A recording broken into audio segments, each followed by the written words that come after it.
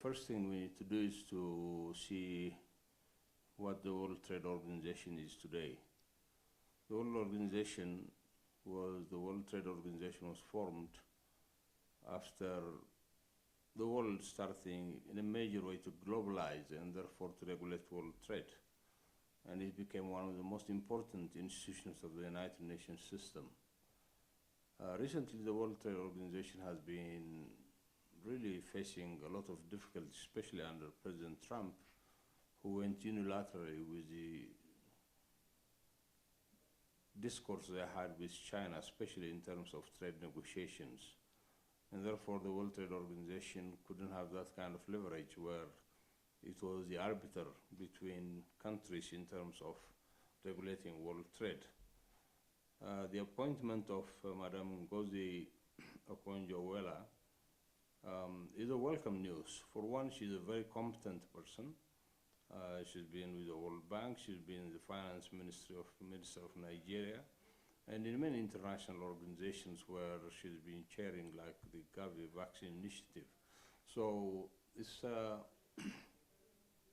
she can steer the World Trade Organization towards its previous status where it was meant to get the world trade organized in a more equitable way. And she's lucky in a way because now that Mr. President Trump is gone, President Biden wants to resuscitate that global order to be functioning more harmoniously. So that's one lucky thing. She's not going to face the kind of threats from the American side that has been going on.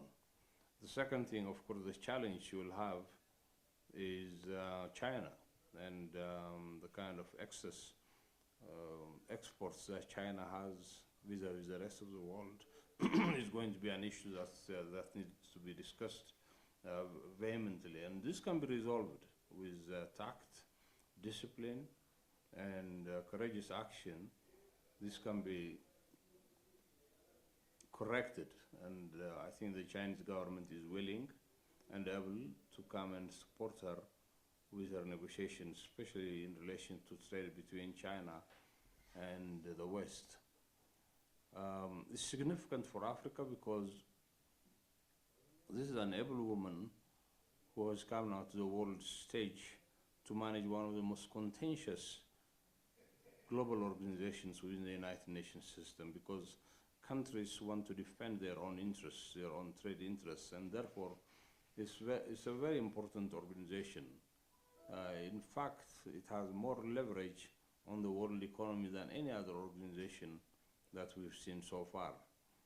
I know the Bretton Woods institutions like the World Bank and IMF have stabilizing function in the world economy, but world trade remains very contentious, especially as it relates between developed nations and underdeveloped nations, between emerging markets and developed nations, and therefore it's very significant. The second thing is her appointment as an African would help African countries to negotiate better terms of trade to go into the World Trade Organization.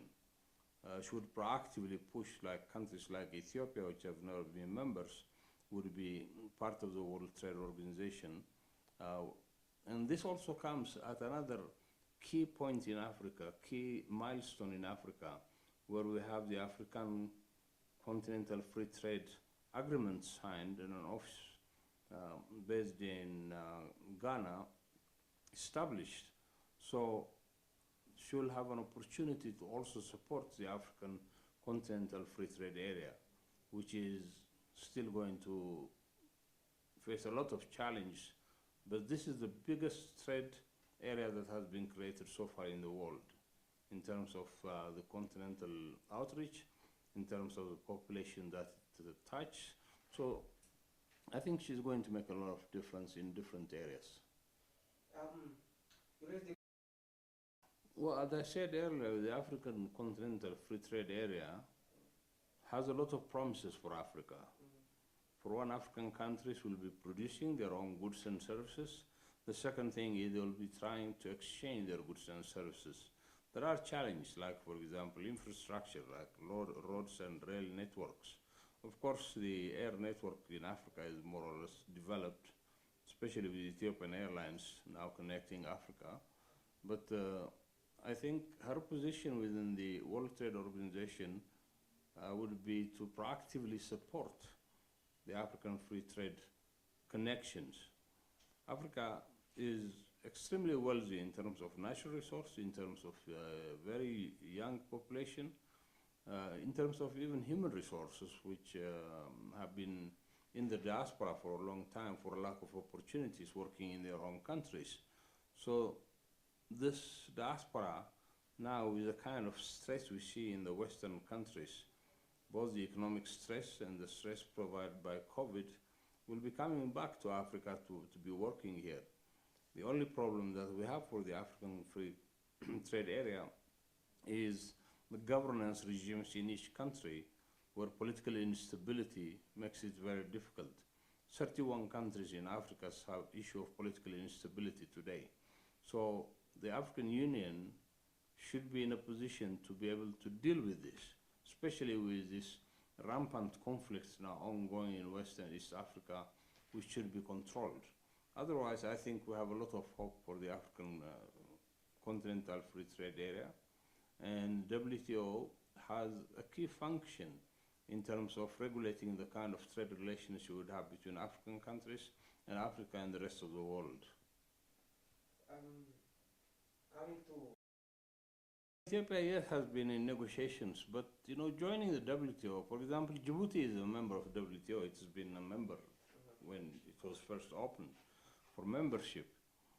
But the Ethiopian membership is, for one, it's been stalling because of the demands from the United States and Canada that Ethiopia should open its telecom and financial sectors.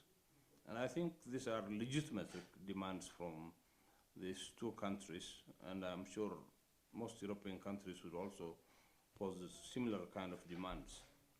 The second thing, for Ethiopia joining WTO, what would be the benefits? One, it was a failing organization. Two, we don't have very much exports that we would like to promote.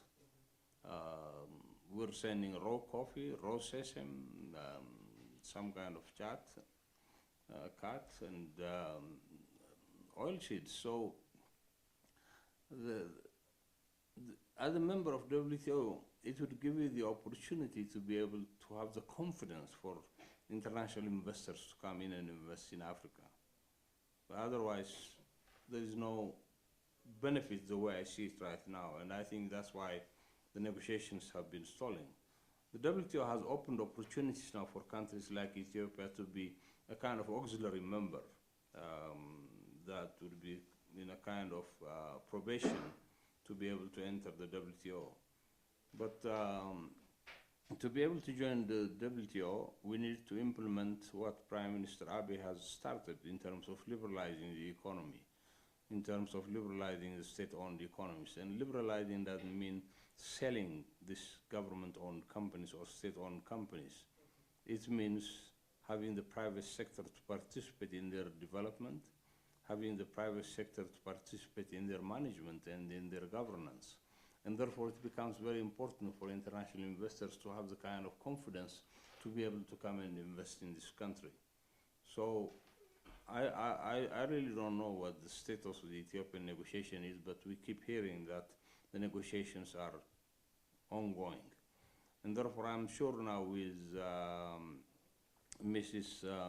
Iweala, the head of WTO, should try to pressure African countries to join the World Trade Organization and probably make their entrance much more easier. I don't think we'll have any problem joining the WTO because Ethiopia imports to the tune of 20 billion a year and its exports are about 3 billion.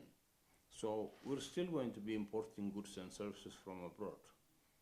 Now our major partner in trade probably is China, but you would have more countries joining in to be able to come and trade with Ethiopia. But at the same time, that opens the window for investment. But that investment has so many undercurrents that we need to look into. For example, ease of doing business hasn't improved very much in Ethiopia. In fact, has deteriorated over the years. That is one thing that we need to put in motion if we're going to join the WTO and become competitive. Otherwise, we can be a dumping ground for everything.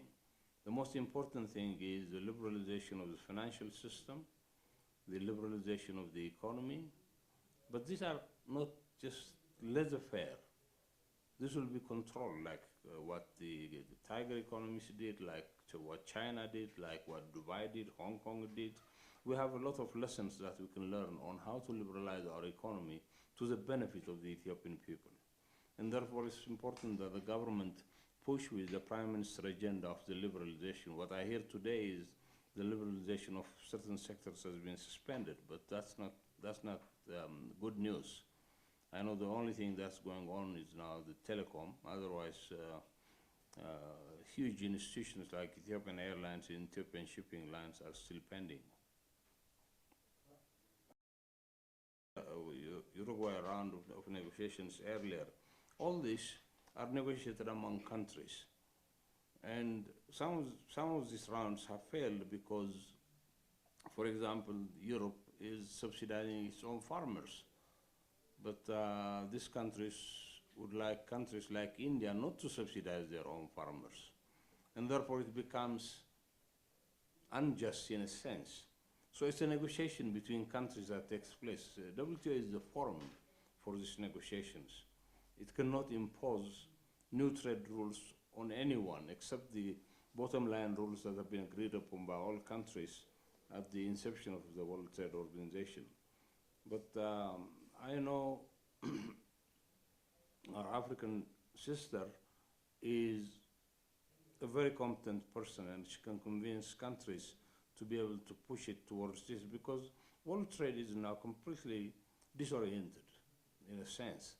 And therefore, bringing that world trade to some kind of sensible process needs a person like Dr. Iweala, who would be eventually presiding on the negotiations between countries. These are important issues where you have competent people to work from different angles. And looking at globalization, for example, now, globalization, most people are saying, has failed completely. Globalization has brought us this pandemic. The virus wouldn't have spread so fast unless, if globalization were not there. In a few months, the virus went into every country in the world. And therefore, most activists in the area of economic development are talking about reining in globalization, which means reining in global trade and financial transfers. And therefore, with all the problems that the world has today, I think her plate is full in terms of the agenda she needs to deal with.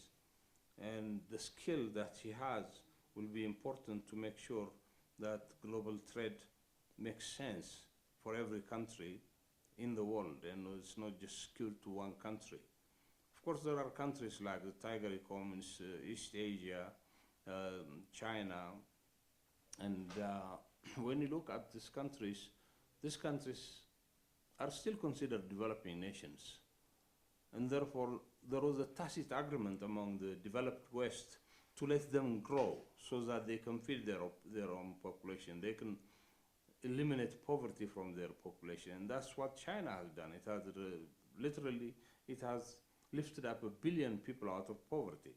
And therefore, I think the kind of understated objective of global trade that has been in motion for a long period of time has worked very well. If you lift 1 billion people from poverty, that's probably a quarter of the world's population that is considered to be under stress and shock. And therefore, World Trade Organization now has a new era where China understands it needs to negotiate its trade issues with other countries, where the United States has a new president and wants to make the United States again a global leader in both trade and security issues. And therefore, she's going to be supported very strongly.